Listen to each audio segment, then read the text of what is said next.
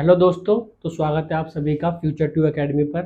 तो हमारा जो बीकॉम का फिफ्थ सेमेस्टर का जो सब्जेक्ट है एक इंडस्ट्रियल लॉ, तो आज हम वो पढ़ेंगे। और उसमें जो चैप्टर है हमारा एक पेमेंट ऑफ ग्रेच्युटी एक्ट जो 1972 में आया था, उसको आज हम पढ़ेंगे।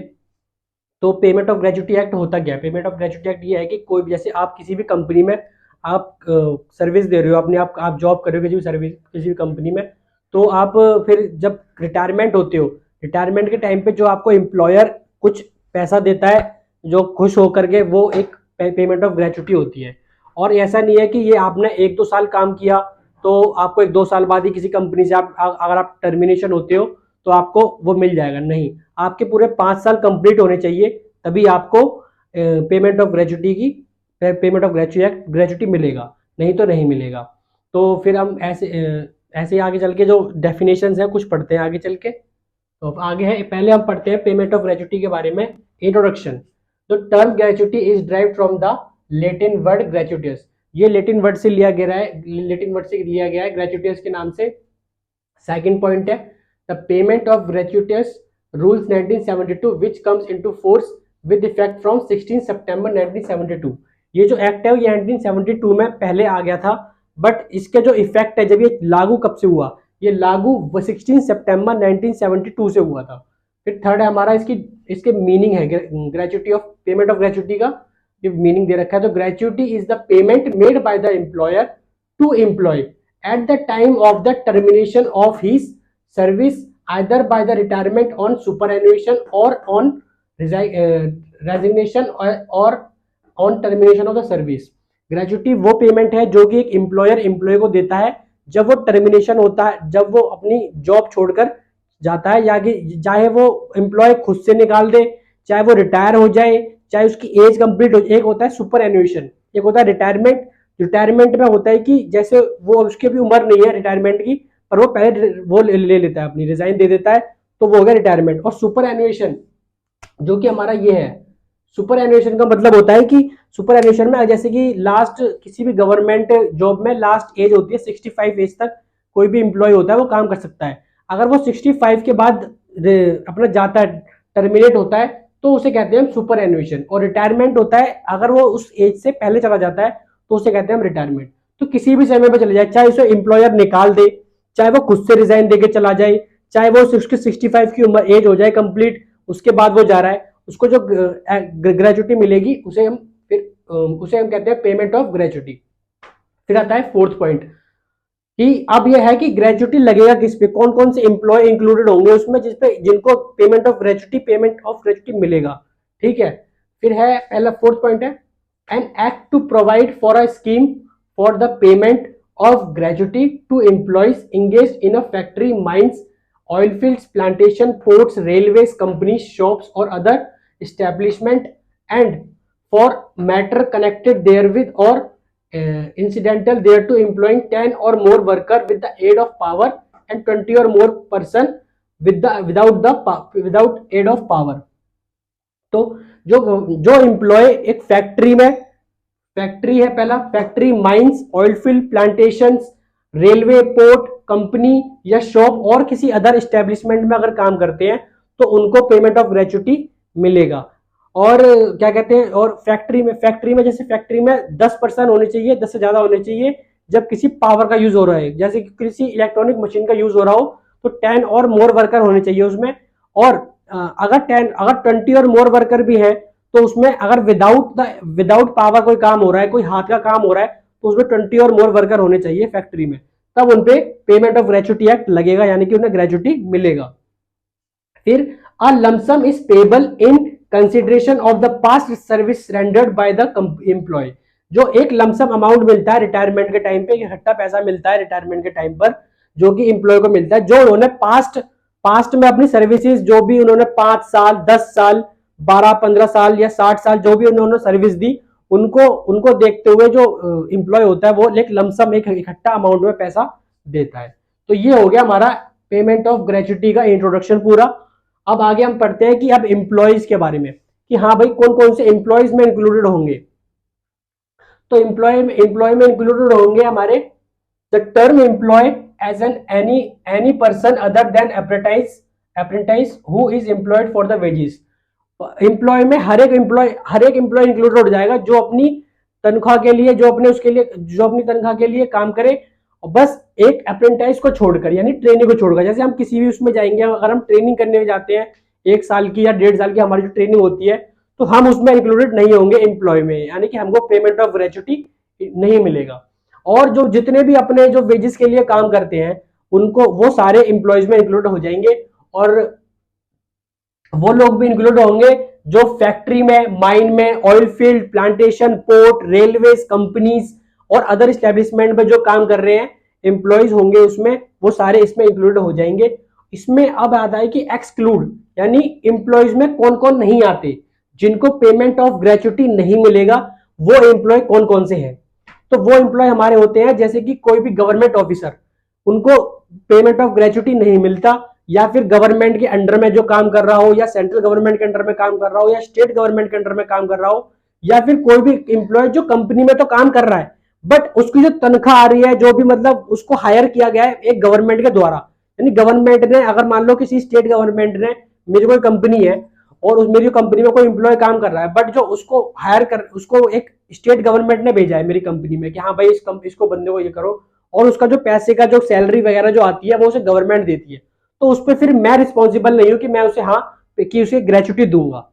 तो ये हो गया हमारा कि इसमें इंक्लूडेड कौन कौन से होते हैं जो हमारे इनमें काम करते हैं, और एक्सक्लूडेड ये है हमारे। तो आगे चल के फिर मैंने आपको इंट्रोडक्शन बता दिया, अब एम्प्लॉयज की डेफिनेशन बता दिया, अब आगे मैं इसको मिटा करके फिर दोबारा लिखूंगा, फिर मैं आपको 1 सेकंड के अंदर करता हूँ।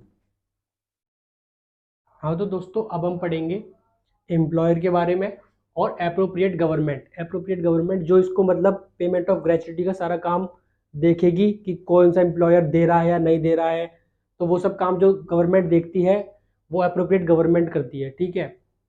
और डेफिनेशन दे रहे हैं हम, पहले हमने डेफिनेशन पढ़ी थी, इंट्रोडक्शन पढ़ा था ग्रेच्युटी का और एम्प्लॉय की डेफिनेशन, अब हम पढ़ रहे हैं एम्प्लॉयर की डेफिनेशन कि हाँ भाई कौन कौन से एम्प्लॉयर होंगे जो मतलब ग्रेच्युटी देंगे, है ना। तो एम्प्लॉयर पढ़ेंगे अब इसमें। तो employer means in relation to any establishment, factory, mine, oil field, railway, port, company और शॉप, यानी एम्प्लॉयर जिसमें कि एम्प्लॉयर उस कंपनी में या उस पोर्ट में या उस रेलवे में या उस ऑयल फील्ड में या माइन में या फैक्ट्री में, तो उसमें होंगे जो कि जिससे कि बिलोंग करेंगे। अगर अब इसमें 3 पॉइंट दे रखे हैं, पहला सेंट्रल गवर्नमेंट के अंडर में आती है कोई भी फैक्ट्री है, रेलवे है या ऑयल फील्ड है, माइन है, सेंट्रल गवर्नमेंट के अंडर में आती है या स्टेट गवर्नमेंट के अंडर में आती है या लोकल अथॉरिटी के अंडर में आती है या फिर उनके खुद के एक प्राइवेट है तो उसके अंडर में आती है, ठीक है। तो हम फिर पहला पॉइंट है सेंट्रल गवर्नमेंट के हाथ में।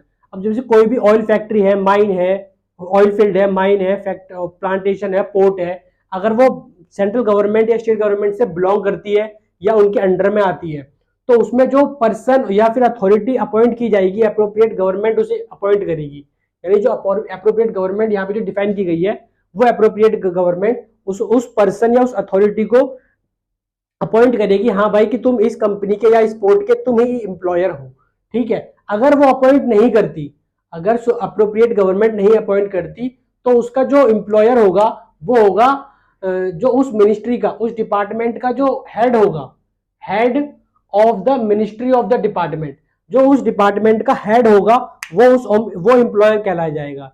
यानी कि सेंट्रल गवर्नमेंट जो भी एस्टेब्लिशमेंट है वो अगर सेंट्रल गवर्नमेंट या स्टेट गवर्नमेंट के अंडर में आती है और वो अपॉइंट करेगी एम्प्लॉयर को, ठीक है, कि कोई भी पर्सन हो सकता है या कोई भी अथॉरिटी हो सकती है। अगर अप्रोप्रिएट गवर्नमेंट उस पर्सन या अथॉरिटी को अपॉइंट नहीं करती, तो उसका हेड होगा, हेड जो उस डिपार्टमेंट का हेड होगा वो एम्प्लॉयर बनेगा, ठीक है। फिर बी पार्ट में जाता है कि लोकल अथॉरिटी के अंडर में जो आती है, अब जो भी ऑयल फील्ड या रेलवे या माइन, पोर्ट अगर बिलोंग करती है या फिर लोकल अथॉरिटी के अंडर में आती है, यानी लोकल अथॉरिटी के अंडर में जो आती है, तो जो पर्सन लोकल अथॉरिटी अपॉइंट करेगी, पर्सन होगा या कोई भी अथॉरिटी होगी, तो अगर लोकल अथॉरिटी उसे अपॉइंट करेगी किसी पर्सन को, तो वो सुपरवाइज करेगा एम्प्लॉयज को, ठीक है। अगर वो नहीं अपॉइंट करते, अगर लोकल अथॉरिटी नहीं अपॉइंट करती, तो जो चीफ एग्जीक्यूटिव ऑफिसर होता है वो फिर एम्प्लॉयर कहलाया जाएगा, ठीक है। फिर अदर केस में, in other case the person who or the authority which has the ultimate control over the affair of the establishment, factory, mine, oil field, plantation, railway or other case में अभी इसमें इसमें local authority हो गई, इसमें central government हो गया। अब जिसकी अल्टीमेट जिसका भाई जिसकी कंपनी होगी उसमें डायरेक्टर भी होते हैं, मैनेजिंग डायरेक्टर होते हैं, तो वो उसमें एम्प्लॉयर होंगे। थर्ड पॉइंट में ये किया गया। तो एम्प्लॉयर का डेफिनेशन यही हो गया कि एम्प्लॉयर कौन कौन कहलाया जाएगा। जब सेंट्रल गवर्नमेंट कोई अपॉइंट करेगी तो फिर जो अपॉइंट कर देगी तो वही बन जाएगा एम्प्लॉयर, जो कि क्या करेगा, सुपरवाइज करेगा और कंट्रोल करेगा किसको, एम्प्लॉयज को। ठीक है, अगर गवर्नमेंट नहीं अपॉइंट करती तो जो उस डिपार्टमेंट का हेड है, head of the ministry of the department, वो होगा एम्प्लॉयर। अगर लोकल अथॉरिटी के केस में अगर कोई भी फैक्ट्री या फिर उसको लोकल अथॉरिटी से रिलेट करती है, लोकल अथॉरिटी के अंडर में काम करती है, तो उसमें जो लोकल अथॉरिटी किसी भी पर्सन को अपॉइंट करेगी, किसी भी पर्सन को एम्प्लॉय करेगी जो कि एम्प्लॉयज को सुपरवाइज करेगा और कंट्रोल करेगा, तो वो होगा उसका एम्प्लॉयर। अगर लोकल अथॉरिटी अपॉइंट नहीं करती तो चीफ एग्जीक्यूटिव ऑफिसर होगा लोकल अथॉरिटी का। ठीक है, फिर अदर केस में जैसे खुद की कोई कंपनी है तो उस कंपनी में किसी में भी जैसे मैनेजर हो गया, डायरेक्टर हो गया, या और अदर पर्सन हो गए जो कि उसको कंपनी को संभाल रहे हैं या उसका देख रेख कर रहे हैं, तो वो एम्प्लॉयर होंगे। फिर अगला आ जाता है हमारा एप्रोप्रिएट गवर्नमेंट। अब इस काम को जो देख रही है कि हाँ भाई ग्रेजुटी किसको मिल रही है किसको नहीं मिल रही है, तो वो देखने के लिए गवर्नमेंट है, उसके अंडर में उस गवर्नमेंट को कहते हैं एप्रोप्रिएट गवर्नमेंट। अब एप्रोप्रिएट गवर्नमेंट किन किन चीजों को देखेगी भाई। एप्रोप्रिएट गवर्नमेंट, अब जैसे गवर्नमेंट में दो तरीके हो गए, तो स्टेट गवर्नमेंट हो गई, स्टेट गवर्नमेंट के अंडर में कौन कौन सी चीजें, कौन कौन सी फैक्ट्री वगैरह आएंगी, और सेंट्रल गवर्नमेंट में कौन कौन सी आएंगी। तो हम वही पढ़ते हैं, in relation to an establishment the belongings to or under the control of the central government. जो भी स्टैब्लिशमेंट है जो कि सेंट्रल गवर्नमेंट के अंडर में आ रही है, यानी सेंट्रल गवर्नमेंट के अंडर में जो काम कर रही है स्टैब्लिशमेंट, कोई भी पोर्ट हो गया, माइंस हो गया, कुछ भी हो गया, तो अगर वो सेंट्रल गवर्नमेंट के अंडर में है तो वो उसको जो हैंडल करेगा वो सेंट्रल गवर्नमेंट देखेगी। और जिस भी कंपनी की उसकी ब्रांच अगर एक स्टेट से ज्यादा में है, जैसे कि मान लो कि टीसीएस मान लो, टीसीएस में ये होगा, टीसीएस की हर एक जगह ब्रांच है, दिल्ली में भी है, मुंबई में भी है, तो उसमें हर एक स्टेट में अलग अलग ब्रांच है, तो उस टीसीएस को देखने के लिए एप्रोप्रिएट गवर्नमेंट जो कहलाई जाएगी वो किसके हाथ में आएगी, सेंट्रल गवर्नमेंट के हाथ में, स्टेट गवर्नमेंट के हाथ में नहीं आएगी। ऑफ ए फैक्ट्री, अब जो फैक्ट्री उसमें तो हो गया स्टैब्लिशमेंट जो कि सेंट्रल गवर्नमेंट के अंडर में आती है। जब फैक्ट्री भी अगर कोई सेंट्रल गवर्नमेंट के कंट्रोल में है, तो उस सेंट्रल गवर्नमेंट के कंट्रोल में है तो उसे सेंट्रल गवर्नमेंट ही देखेगी। और जो मेजर पार्ट है, जैसे कि अब जो बड़ी बड़ी चीजें हो गई, जैसे माइन, ऑयल फील्ड हो गई हमारी, रेलवे कंपनी हो गई हमारी पूरी, तो उसे सेंट्रल गवर्नमेंट ही देखती है। और जो अदर केस हो गए उसमें फिर हमारी स्टेट गवर्नमेंट देखेगी। इसमें यही है, फिर आगे का मैं मिटा के फिर दोबारा अगला पॉइंट जो टॉपिक है वो समझाता हूँ। तो दोस्तों आगे की डेफिनेशन पढ़ेंगे, जैसे फैमिली की डेफिनेशन है, रिटायरमेंट और सुपर एनुएशन और वेजेस। अब हम फैमिली की डेफिनेशन क्यों पढ़ रहे हैं, इसमें फैमिली की डेफिनेशन हम इसलिए पढ़ रहे हैं कि कोई भी एम्प्लॉय, जैसे कि मैं हूँ या मैं किसी कंपनी में काम करता हूँ, अगर मुझे बाद में ग्रेच्युटी मिलता है, अगर मान लो ग्रेच्युटी मिला और मैं नहीं रहा, कोई भी एम्प्लॉय है या मैं नहीं रहा, मतलब मैं खत्म हो गया एटा ग्रेच्युटी के टाइम पे, तो वो फिर ग्रेच्युटी फैमिली को मेरी को मिलेगी। तो फैमिली में किस किस को मिल सकती है, किस किस को नहीं मिल सकती, तो वो है इसमें। तो फैमिली में, मेरी फैमिली में जैसे कोई लड़का है उसकी फैमिली में कौन आएगा, कोई जैसे लड़की एम्प्लॉय है तो उसकी फैमिली में कौन कौन आएगा जिनको ग्रेच्युटी मिलेगी। तो हम फैमिली की डेफिनेशन पढ़ते हैं। Family in relation to an employ shall be deemed to consist of, जो फैमिली में आते हैं, in case of a male employ में कौन कौन आएगा। जैसे कि मान लो मैं किसी कंपनी में काम कर रहा हूँ, तो अब मेरी फैमिली में कौन कौन आएगा जिनको ग्रेच्युटी मिल सकती है मेरे मरने के बाद। तो मैं आऊँगा, एक तो मुझे मिल सकती है अगर मैं नहीं मरा तो, और अगर मैं मर गया तो किस किस को मिलेगी, मेरी वाइफ हो गई, और मेरे जो बच्चे होंगे उनको, और मेरे पेरेंट्स को जो कि मेरे पे डिपेंडेंट होंगे, और मेरी जो वाइफ के पेरेंट्स हैं उनको, वो अगर वो डिपेंडेंट हैं तो वो फैमिली के अंडर हमें आएंगे, अगर वो इंडिपेंडेंट है, खुद कमाते खाते हैं, तो वो फैमिली में नहीं आएंगे। और फिर मेरे जो बच्चे होंगे उनके जो बच्चे होंगे, उनकी जो शादी होगी, तो अगर उनमें से मान लो मेरा लड़का हुआ, लड़के का फिर शादी हुई, शादी होने के बाद वो खत्म हो गया, तो जो मेरी बहू होगी, बच्चे की जो वाइफ होगी, वो फैमिली में आएगी, और जो बच्चे होंगे वो आ जाएंगे। तो वो उसमें मेल एम्प्लॉय में ये आ गया, same to same female employ में भी यही है। फीमेल एम्प्लॉय में भी यही है कि फीमेल एम्प्लॉय उसको मिलेगा, वो आएगी, उसका हस्बैंड आएगा, उसके बच्चे आएंगे, और चाहे वो बच्चे जो उसके उसके बच्चे होंगे वो मैरिड हो या अनमैरिड हो, दोनों आ जाएंगे। और उसके हर डिपेंडेंट पेरेंट्स, उसके जो उसके पेरेंट्स आ जाएंगे, और उसके जो हस्बैंड के पेरेंट्स हैं वो भी आ जाएंगे, और जो उसके बच्चे के जो उसको बच्चा खत्म होने के बाद अगर उसकी जो बहू होगी वो विडो, मतलब विडो वाइफ आ जाएगी, और उसके उसके बच्चे भी आ जाएंगे, प्री डिसीजन, जो मतलब उसका बच्चा खत्म हो चुका है उनके जो बच्चे होंगे और उसके वाइफ आ जाएगी। ठीक है। और भी इंक्लूड है, जैसे कि मान लो कोई अडॉप्टेड कर लेता है बच्चे को, लॉफुली अगर कोई अडॉप्टेड कर देता है तो वो भी इसमें फैमिली के उसमें आ जाएगा। अब अगला फैमिली की डेफिनेशन ये हो गई। अब आगे पढ़ते हैं हम रिटायरमेंट के बारे में। रिटायरमेंट में क्या आता है?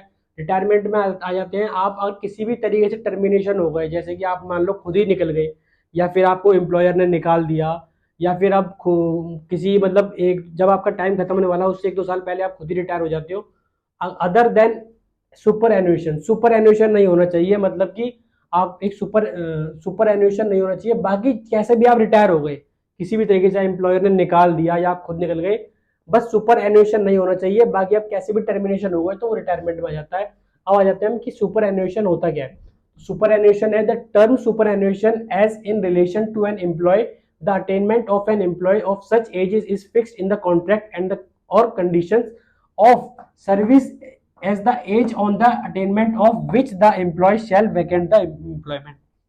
अब सुपर एन्युएशन में ये होता है कि जब कोई भी हम जब जॉब करते हैं तो उसमें वो कॉन्ट्रैक्ट में पहले लिखवा देते हैं कि हाँ भाई ये 30 साल की जॉब है या 40 साल की जॉब है, तो वहीं तक ही अगर कोई एम्प्लॉयमेंट काम करता है, जैसे कि किसी भी सरकारी उसमें जाओ तो ये होता है कि 60 तक एज तक आप एम्प्लॉयमेंट कर सकते हो, उसके बाद आप नहीं कर सकते। तो आप अगर 60 के बाद अगर आप रिटायरमेंट हो रहे हो, मतलब अपने आप अगर मतलब जो कंपनी है वो कह चुकी है कि अब आप काम नहीं कर सकते, आपकी एज हो चुकी है, तो आज जब आप रिटायर होते हो तो वो जो रिटायरमेंट है उसे हम कहते हैं सुपर एन्युएशन। ठीक है। अब आ जाते हैं हम फिर वेजेस के बारे में। अब वेजेस में क्या आता है? वेजेस में आ जाता है बेसिक सैलरी और प्लस डियरनेस अलाउंस, यानी डीए आपका आ जाएगा। The term wages as all element which are earned by an employ while on duty और ऑन लीव, यानी जब वो एम्प्लॉयमेंट, वो वेजेस जो आपको मिल रहा है, जो कि आपको ड्यूटी के टाइम पर मिले या फिर आपको लीव पर जो मिल रहा है। जैसे कि होती है कि किसी किसी को जब वो काम कर रहा है, जैसे बड़ी बड़ी कंपनियों में ड्यूटी करते हैं तो उसका तो उसकी तो वेजेस मिलता ही है, अगर वो किसी लीव पर है तो भी उसे वेजेस मिलता है। तो जो लीव पर जो वेजेस मिल रहा है उसे, वो भी इसमें इंक्लूडेड होगा वेजेस में। In accordance with the terms and the condition of the his employment and where are paid or payable to him in cash or includes DNS allowance, इसमें डीए इंक्लूड होगा। मेन सिंपल इसमें यह है कि wages में क्या क्या include होगा? बेसिक सैलरी प्लस आपका डियरनेस अलाउंस होगा। इसमें ये होगा, इतना है इसमें जो वेजेस में इंक्लूडेड होगा। और कुछ ऐसे हैं जो कि वेजेस में इंक्लूडेड नहीं होंगे, जैसे कि हमारा बोनस हो गया। बोनस जो हमें मिलता है वो वेजेस में नहीं आएगा। हमारा कमीशन नहीं आएगा, जो हमें कमीशन किसी भी चीज पे, सेल्स वगैरह पे जो हमें कमीशन वगैरह मिलता है उस वो नहीं आएगा। और house rent allowance, house rent allowance वो होता है कि किसी भी मतलब कंपनी में जाते हैं टीसीएस वगैरह में, तो वो हमें, जैसे कि मैं अगर दिल्ली में रह रहा हूँ, अगर मेरी मान लो जॉब लगी है कि मुंबई में जॉब लगी किसी कंपनी में, तो मुझे वहां रहना पड़ेगा। वहां रहने के लिए जो कमरे का किराया वगैरह मिलेगा, जो कमरा मिलेगा, वो जो कंपनी प्रोवाइड करवाएगी मुझे, वो इसमें इंक्लूडेड नहीं होगा। ओवर टाइम वेजेस, जैसे कि आपने ओवर टाइम कर लिया, किसी फैक्ट्री में होता है कि ओवर टाइम लोग कर लेते हैं, तो ओवर टाइम जो वेजेस आपको मिलेगा वो इसमें इंक्लूडेड नहीं होगा। तो इसमें मैंने आपको डेफिनेशन समझा दिया। बाकी का जो पार्ट रह गया वो मैं अगले पार्ट 2 में बताऊंगा, और जो भी गलती वगैरह हो वो मुझे बता देना। Okay bye.